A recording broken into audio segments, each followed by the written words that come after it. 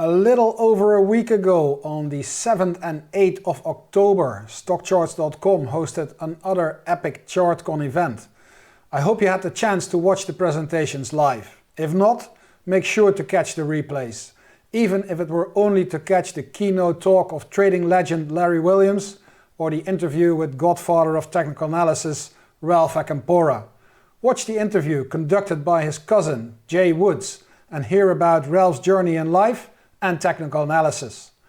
Personally, I met Ralph for the first time in Dublin, Ireland, back in 1990. My God, I feel old now.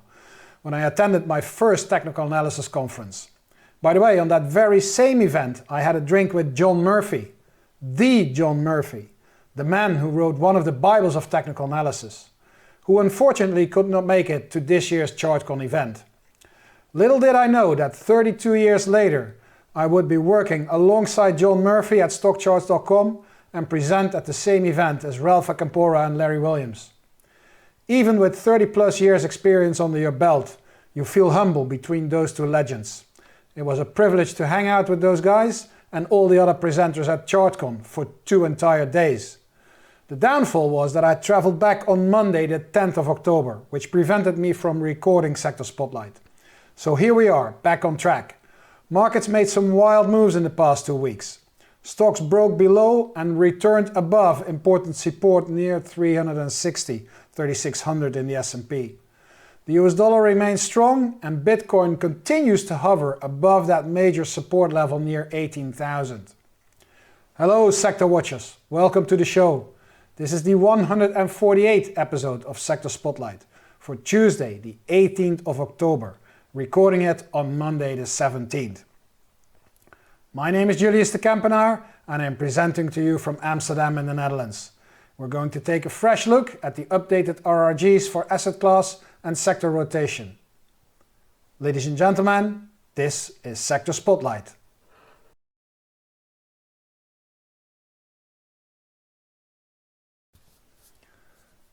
Okay, let's dive straight in with a look at what happened in asset classes over the last few weeks. On the left hand side we have the weekly RRG, on the right hand side we have the daily.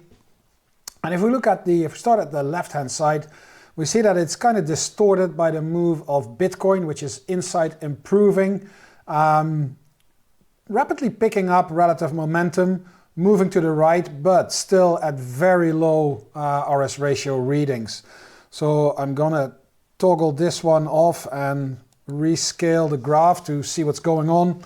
And what you can see here is there's obviously very clear renewed strength for the US dollar, which is rotating from weakening back into leading. So that is a very clear move on the way. And we also see a continuing improvement for DJP and GSG. By the way, I am looking into the possibility of breaking down the commodity group into a few individual commodities. One of the friends of the show, Mike, sent me with a T in the past a few emails with some very remarks that resonated with me. I'm usually a pretty strict and strong structural guy, and for me, asset classes are high-level segmentation of the market. So you got stocks, you got government bonds, you got corporate bonds, you got high-yield bonds, you got commodities, and you got maybe currencies or cash, which is the US dollar. And for example, a lot of people talk about international equities or small cap stocks or mid cap stocks or emerging market stocks as separate asset classes. For me, that doesn't resonate because these are all stocks, so they fall under the asset class of stocks. it would be another layer, and you can do that over various regions. So there's a struggle going on in my head between my rational approach of saying no, commodities are commodities. Gold is not a separate commodity, is part of commodities. It should not be a separate entity. Copper, oil, what have you. However, for pragmatical reasons, I think that people, the audience, you, are better helped or more interested in a slightly more granular segmentation of asset classes. So I haven't really figured it out yet, but that's my thought process, my what I'm thinking about right now. So if you have any particular thoughts about it, please let me know either in an email or in the comments. I'm happy to listen to what you've got to share and to tell. Let's take off the commodities here, DJP and GSG, and take off the US dollar so we can see what's going on with the major asset classes, because remember, the center of the chart here, VBINX, is a 60-40 balanced index portfolio, 60% US stocks, 40% US bonds. And by the way, that's an aggregate bond, so that's government, corporate, high yield over various maturities. And what you see here on that weekly is still a pretty distinct move of weakening for stocks and strength for the fixed income part, especially government and high yield. Corporate bonds are lagging a little bit. That changed when you move to the right-hand side of the screen, where we have the daily RRG, and there you see the strength for commodities going through another rotation. Same goes for the US dollar. As you saw on the weekly, commodities are picking up a lot of relative strength on the left-hand side of the graph. US dollar rotated back into the leading quadrant on the right-hand side of the graph. In the shorter term, both are going through a little pause where the US dollar is leading the way. It's already had an inside weakening. DJP and GSG are at the moment rolling over, showing a pause in their uptrend in relative terms. Same goes for Bitcoin. Bitcoin, US dollar, traveling both into the weakening quadrant, going through a setback. And for Bitcoin, that is a setback while it's inside the improving quadrant and rapidly picking up relative momentum. For the US dollar, as said, it's a setback as it is rotating back into the leading quadrant.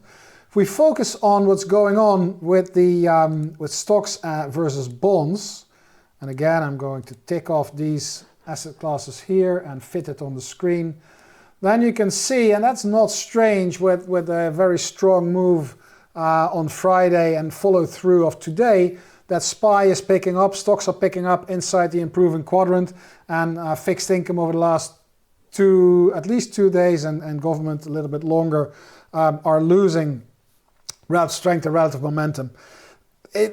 I'm torn between strength and weakness on this level here. There is the market, especially SPY, is hovering and oscillating around very important levels without sending a very, very clear signal. I'll show you a few other charts that still keep me awake and alert, but as the longer SPY does not break below those previous lows, convincingly below those lows, we've got to take into account that strength is building up, because it means that as it's not breaking below these support levels, it means that people are buying, and that buying is strong enough to prevent the sellers from pushing the market lower. So there's definitely something going on under the hood, but for me, it's not yet entirely clear where the next big move will be. I think in the near term, we are seeing some strength, and we're going to look at that in more detail in a minute. If we look at the SPY chart, let's grab this bull by the horns.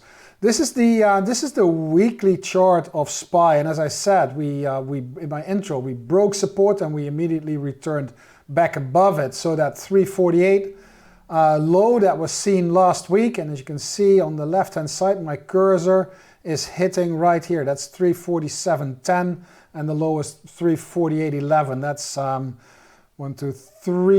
3 years apart, more than 3 years apart, and we're testing that level within a point in the S&P in SPY. I think that means something. So that level got respected. We have this 360 level, 360, which got respected, and we're now already 1, 2, 3, 4 weeks inside this range. Some people may argue that there is a positive divergence building up between price and the RSI. I have it penciled in here with a dotted line. However, I am not convinced that this is a meaningful divergence. I may be called out later on when we jump straight to that 420 area. But for me, I prefer divergences to occur with the two lows and the high in between, or the highs in between, not to go really beyond 50 in the RSI. And as you can see here, we even reached levels above 60, which means that, I don't know, that this one was more meaningful. This was a real divergence, and we saw the result. That was the rally here. Does this higher low here mean that we're now building a bigger divergence? I'm not entirely sure. I would have liked it. I would have liked it better if this high was kept below 50. We'll have to wait and see how that plays out. If we go to the SPY chart, to the daily chart of SPY, we see that move in more detail, and we see that now there is divergence building up with a slight jump above 50. Maybe if I just close my eye and watch through my eyebrows, it doesn't really show, but this is a more meaningful divergence between RSI and price. And the thing is, and I think I explained that to you the previous time in the show, that divergence is one thing, but divergence as such is not a real, doesn't really send a message. It's like a setup, it's a warning signal, and you do need a trigger to make it a signal. And I think that when you look at this chart here, where SPY is still captured in that falling channel, the trigger, or one of the triggers would be, the first trigger would be to break above 370. That's the previous high that we saw last week. If that happens, we're also out of that falling channel, supported by strong divergence, by positive divergence. That would very likely trigger a move back towards 380. That's another important level, just above there, 380. And if we break 380, then we are completing a double bottom against a major support level. I think that would really trigger some more upside, and if it doesn't trigger more upside, it will definitely be a very good protection to the downside, to the danger of the imminent threat of a real breakdown will become less and less and less once we break 370 and 380. So that's my take on the S&P 500 for now. If we move to euro dollar, then you can see that downtrend is still in play. You see that divergence here was building up, no penetration of 50 on this graph. However, you can see that it looks as if it's now here kind of breaking that divergence. So that's becoming doubtful as well. Look at the daily chart for euro dollar. You got more granular detail, and you can see that a first higher low has been put into place, which means that we could now see a rally back to 0.99, maybe parity, maybe 1, but then we're already challenging that falling trend line. So the longer term trend in euro dollar is still down. In the near term, we can pick up 1 or 2 big handles on euro dollar. Another chart that has my interest is the relationship between stocks and bonds, SPY versus IEF. And we had that falling wedge-like pattern that we came out of, and we are hovering now above that 3.6 support. 4.2 is the next target. If we break that, 4.4 and then higher. Things start to look better for stocks versus bonds. Don't make the mistake to think that that means that stocks will go up. It can mean that stocks will move sideways and bonds go down. That will send this thing through the roof without stocks gaining a percent. This is a chart that that keeps grabbing my attention. This is part of the sector rotation model, which we will talk about next week. At least that's the plan. And I keep looking at this chart. There's no super hard rule for interpretation, but if you look at the yield curve, this is the yield curve. That gray line is the yield curve. That's the difference between 10 and 2-year yields in the US. And right now it's negative. That means that the 10-year yield on the 10-year yield is now lower than the 2-year yield. So giving your money to the government for 2 years gets you a higher yield than giving your money to the government for 10 years. That's an inverted yield curve. That's a strange situation. It doesn't happen that often, but it's not impossible. And you saw a few big inversions in the past. And if we look at those big inversions, the first one that we have history for is at the end of the 80s, starting of the 90s. And you have the inversion, and then the yield curve starts to normalize. It starts to steepen again. That's when that gray line moves up. And when that yield curve comes out of inversion and starts to rise again, here is a pretty big decline from 1990 to the end of the year for a couple of months. It was a big move down here in July 1990. Then we have it again, a pretty serious one here in 2000 and 2001. You can see that big inversion, that's where the market peaked, and then we start to rally, and we got a serious follow through of that decline. And then you see it again here in 2006, 7, and then going into the crisis of 08. When it's inverted and it starts to pick up, that's where the decline starts.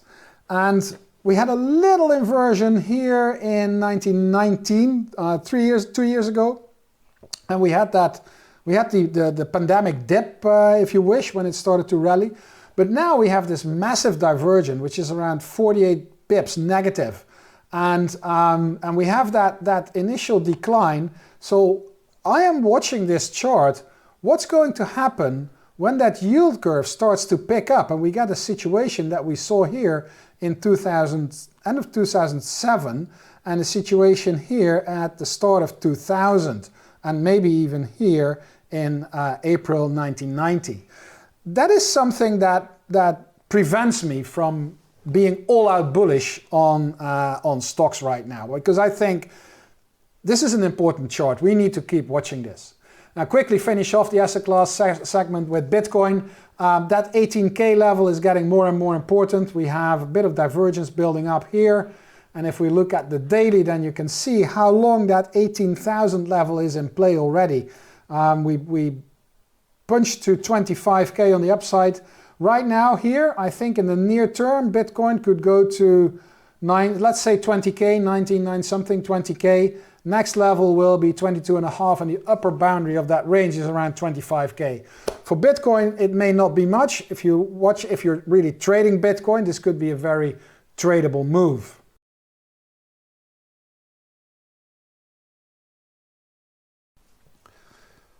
For the sector rotation, I am going to immediately make the separation between offensive, defensive, and sensitive sectors, because I think it'll help us to get a better idea of what's going on in those three segments of the market.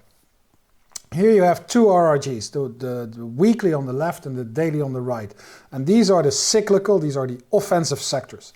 And if you look at the weekly, then there's very clearly a rotation back down going on for consumer discretionary, for XLY. Real estate, sector real estate is going straight into the lagging quadrant. There's no doubt about it that's in a relative downtrend. And if you look at materials, then it's picking up, but it's very low on the RS ratio scale. And we know it makes it very difficult to get back all the way to leading with that little relative momentum going on because it's already slowing down on that axis. The only cyclical sector that's doing really well is the financial sector, going straight into the leading quadrant and seem to be able to holding up its pace. If we compare that, if we align that with what's going on with the daily RRG, then we see that the real estate sector it made a few tries on that daily tail, but didn't really do it, causing that weekly to be almost straight. So real estate is definitely in a relative downtrend. Here you see consumer discretionary. It's pushing into that lagging quadrant over the last day. Today actually it picked up a little bit of momentum. Question is whether this tail will be able to pull all the way through to keep consumer discretionary on the right hand side of the graph. For the near term, it's difficult. We will have a look at the chart later on. Financials is definitely backed, supported by the move on the daily tail, which is also going into the leading quadrant. And you can see that materials are inside leading, which is to be expected when the weekly is making such a long positive rotation, but it's already starting to lose relative momentum, making it doubtful whether that XLB trail on the weekly will be able to make it all the way to leading. So we will have a look at that discretionary chart in a minute, as well as the financials chart, because I think that those two are the most important in that offensive segment. If we move to the defensive segment, again, here is the weekly and here's the daily. Then you see that on the weekly, all three defensive sectors are on the right-hand side. So they're all still in relative uptrends versus the S&P 500. Consumer staples and healthcare are definitely on the right track. Healthcare already made it back into the leading quadrant. Consumer staples is on the way, and it looks like a matter of time before that will hit the leading quadrant again. Utilities moving at a negative RRG heading, so there's a little bit doubt there. If we compare that with the daily trails, then staples and healthcare are confirming. Staples have managed to just roll back up before hitting lagging, so they're on the way back to leading. And healthcare is definitely also able to roll back up. You can see that here. If you zoom that in, the last few rotations are slowly getting back up. So when this starts to pick up a little bit of pace and push back into leading, we've got staples and healthcare back in the leading quadrant, and they will be supporting those weekly tails. Then the only thing that is doubtful is the utility sector. It's deep inside lagging compared to the other twos, so it's the odd one out, which is weird because utilities is the kind of go-to defensive sector, and right now it doesn't seem to work like that. So, so here's another thing that doesn't really fit what's going on in the market. And when things don't fit, then it's usually it's a very good reason to be concerned and to be alert and not just go all in, because there are things going on that at the moment we cannot rationally explain, or at least I'm not able to do that. Doesn't mean someone else will be able to do it, but I don't see it right now. I don't see that sector rotation that confirms that bigger picture in the market. And that doesn't make me nervous, but it keeps me alert, keeps me on my toes. And if we switch then to the sensitive sectors, to the economically sensitive sectors, then there is the energy sector that really stands out, pushing further into the leading quadrant on that weekly, being backed by a massive trail here on the daily and going once again through a rotation. But it's at those high levels that it is very well possible that this rotates to weakening and back up without even showing a blip on this weekly tail. So that energy sector is still very much in the leading space. I'm going to tick them off here to get a better handle on the other sectors, because that's where the interesting part is. The main sector here in this sensitive, of course, is technology. And look at the alignment of those tails. So here you got the technology tail weekly swishing into that lagging quadrant, and it's at the same move on that daily. So they're confirming, and that means that for the technology sector doesn't look very good. Mind you, discretionary and technology together 40% of the market. They are underperforming, not a good sign. So here we've got communication services picking up on that weekly tail, nice jackknife back up at very low levels, but on the daily already starting to lose relative momentum or leveling off. Not ready to make that move, I would say. And then you've got industrials, which is inside the leading quadrant, starting to roll over on the weekly, starting to roll over on the daily. A good sector, but not especially strong, I would say. It is outperforming, so it's one of the better sensitive sectors, but I think that the tail on the technology sector is telling the real story here. Now, if we quickly move, we really have to hurry to those individual charts. So here's consumer discretionary. It is holding at support. That is the good news. The bad news is that relative strength remains under pressure, and that's why those RRG lines are coming down. Here is technology. Broke support, did not manage to get back up like the S&P 500. So 125 is still that resistance level. And on the relative strength line, we're also still below that support level, which keeps relative strength under pressure and this sector a relative underperformer. Here is financials. That is the odd one out. This is the cyclical sector that's pushing into that leading quadrant. And price-wise, we're still under pressure, but we're holding up at those support levels around 30, 50, and we're probably heading towards the boundary of that falling trend line right here, which is around 33.